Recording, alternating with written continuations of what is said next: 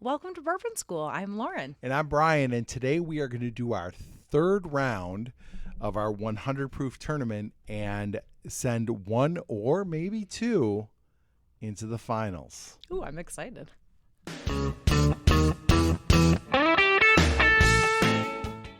Okay, Brian, we've got a set 3 of our lineup here. Yes. We're going to advance one, maybe two of these into the final round. Right.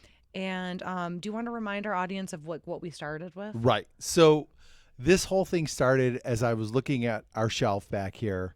We had a bunch of 100 proofers. So I was like, well, we should see which one's best. So it ended up when I pulled all the 100 proofers off the shelf, we had 12. Mm-hmm. And I was like, well, that lends itself to being a pretty good tournament. It's divisible by 3. Yeah, right. So we've gone through 2 sets of 4 of them already. And so far we've picked Cooper's Craft 100. Knob Creek. Knob Creek 9. And then our last one, we both picked the same one, which was, do you remember? What was the last one we picked? Oh, the Jack Daniels triple mash. That was surprising, right? I mean, because we were like, what? We were totally surprised by that one. That was a tough lineup, too. Yes. There were some, weirdly, great-tasting bargain bottles. And I will say, we established in that blind that some of those cheaper bottles, we did the JW Dant and the JTS Brown, are pretty nice bottles. Pretty nice, yeah. A very nice cheap price. Mm-hmm. I am more on the side of mixing them rather than sipping them, but they were very good. And the JW Dant was like 20, and the JTS Brown was like 15. So those are definite buys if you can find them. And they held up. They held up against Jack Daniels.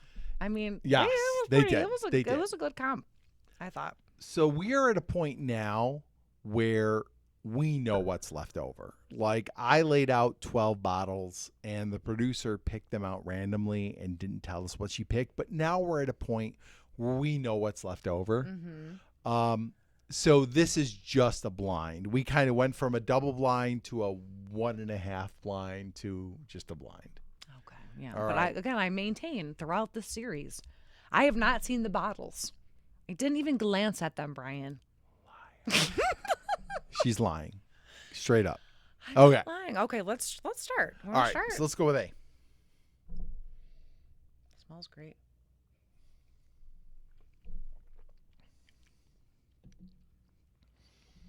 Oh, I think that's very distinct. That's a very familiar taste, isn't it? Yeah. Mm-hmm. I think this is one of our favorites and one of Mike's favorites, one of our viewers. He loves this one. I think that's what it is, but we'll see. We'll see. I think that's pretty darn good. I'm enjoying it. It tastes good. Great. Full flavored. Yeah. 100% full flavored. And that's the thing. And all these ones we have left, I think, are full flavored, really good ones. Well, I wouldn't know because I didn't see them. So let's go on to number 2. This smells a little smokier to me.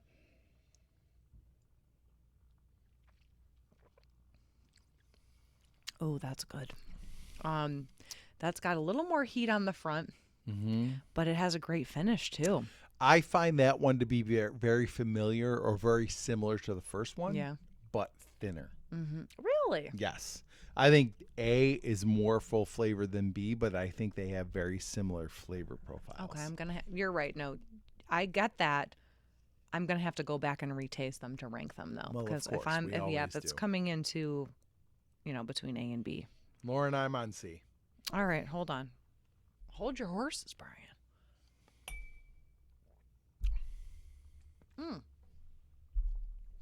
I know what that is. Okay, hold on.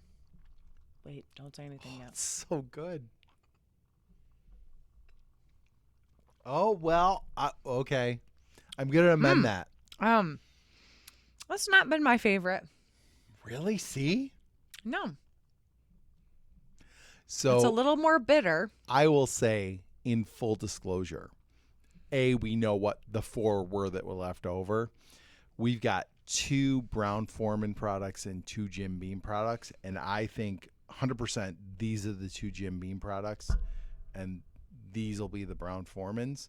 This had a definite Brown-Forman profile to it, and we'll see what this one is. Oh, I didn't love that one. No? Well, I didn't, Brian. Nobody's perfect. We're gonna have to put 2 forward. All right, number 4. Also very good, but I think okay. I know what I like. Okay, very good. I like that one. 4, you like the best? Yeah, okay. All right. So, like we've done with every other one, we're gonna go through and taste them again. You don't need to see that. It's a lot of Brian just like. Yeah. It's a lot of mouth noises and breathing with your mouth closed and uncomfortable sounds. So we're going to go through them again, taste them, and then we'll come back and give you our rankings. Okay, Brian, we have retasted. Yes. Maybe too much. Maybe we've had a some little technical difficulties. Yes. But we have our final ordering here. So do you want to start with my last pick? And is it your first? No, give me your first. Okay, so my best pick is D. D. Okay, so D for me was number 2. Oh, okay. So that's all right. So that's not horrible. Yeah, we're not horribly we're pretty off close here. on that one. Which one was D, please, producer? Early Times. Early bottled in okay. bond. All right, so that doesn't quite surprise me, but I have to see what else is in the lineup here. It's a good one. Yeah. Definitely a good bottle. A little harder to find these days. I hear it's going to be even harder because it might be a distillery only or not widely distributed at least. Really? Yeah, so this might be a little harder to find, but what's nice about Early Times is it's a full liter. It's a bottled in bond bourbon, and it's like $25 a bottle. So it's a good one. You picked a good one for sure. Okay, so let's go to your number 1 now. My number 1 was letter C. What was letter C? Okay. Oh my God, and I ranked that last. Okay. Terrible on me. What is going on? And that was your last place? What the heck? Your basic Old Forester 100. This is a fantastic bottle, and this one is another one that's pretty reasonable, $28 or so. I can't talk because I ranked it last. You ranked it last. How did that happen? I love Old Forester, Brian. Well, some of us have a more refined palate, and some of us don't, Lauren. Can't argue with that. I really can't. That leaves our middle ones. B and D were kind of both in the middle for us.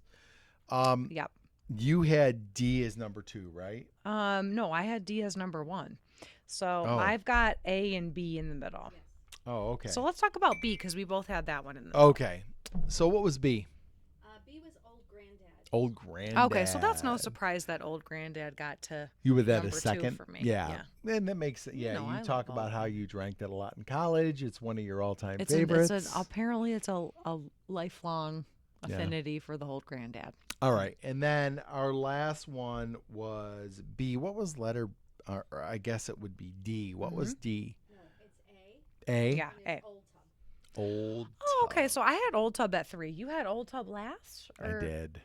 Really? Yeah. I thought we liked Old Tub a bit more. So I went. This is a tough lineup, though. Yeah, it is, and it's weird because I had the Brown-Formans on either end of this, and then the Jim Beam product solidly in the middle. Yeah, weird. Yeah. Okay, so what are we putting forward? Early Times, Old Forester. They're going to go into our final round.